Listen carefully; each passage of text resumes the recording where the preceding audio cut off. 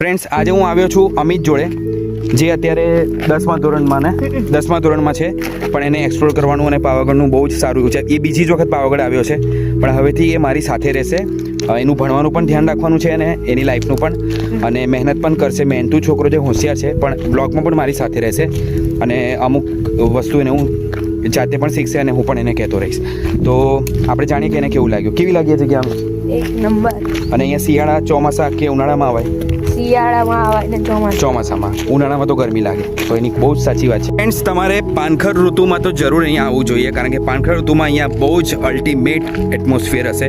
અને પાનખર ઋતુ હવે આવવાની તૈયારી જ છે, એટલે એવું સમજો કે 1-1.5 મહિનામાં જે ફૂલ ઠંડી સહન કરીશું, પછી ઉત્તરાયણ આવશે. તો ઉત્તરાયણની પહેલાં કાં તો ઉત્તરાયણની પછી પાનખર ઋતુની શરૂઆત થઈ જ જશે. મિત્રો, આ જોતા લાગી રહ્યું છે કે અહીંયા માઇનિંગ પણ થતું હશે, અને માઇનિંગ પણ નહીં, માઇનિંગ જ થઈ રહ્યું છે. તો અહીંયા તમે આવશો તો તમને આ માઇનિંગ થતી જગ્યા પણ જોવા મળશે.